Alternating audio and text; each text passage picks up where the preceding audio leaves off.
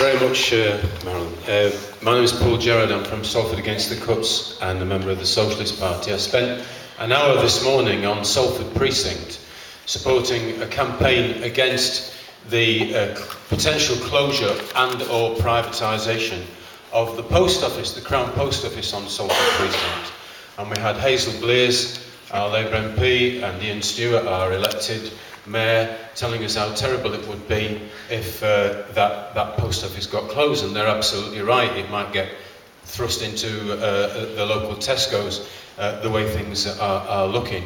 But unfortunately, quite a few of us have a long enough memory to remember when Hazel Blears was a minister and the post office at the Adelphi was closed, which served a whole council estate just off Chapel Street there. And I'm afraid it was a bit of an exercise in hypocrisy, which was noticed by some of the people attending the public meeting. I'd like to support what John Clegg was saying earlier on, not only about the plug for the conference on poverty and inequality on the 28th, the day before the major demonstration, but also the political point that he made about the fact that 2015, even if Labour does win, and there's a big question mark over that, the fact that 2015 will not offer any relief for working people in this country. It's been quite clearly shown that, you know, that they've come out with it now, Ed Balls and Ed Miliband, that the cuts programme will continue to 2017 and beyond.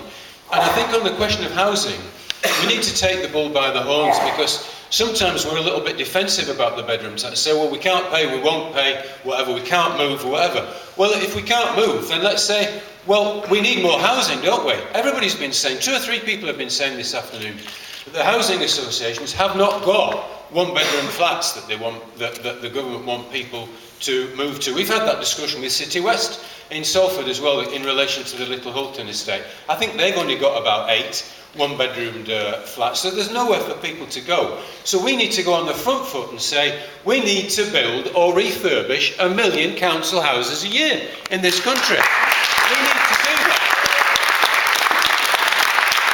How on earth are we going to do that? Only if we nationalise the banks to get the finance to do it, and nationalise the big blacklisting construction companies like the Kiers and the Balfour Beatties. Let's take them out of private enterprise, let's put them to work, let's put 100,000 building workers to work, building the council houses that we need in this country.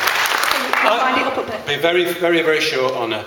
I believe that the bedroom tax is unworkable, uncollectible, and it will go. In the meantime, it's raining down misery on thousands of council and social housing tenants.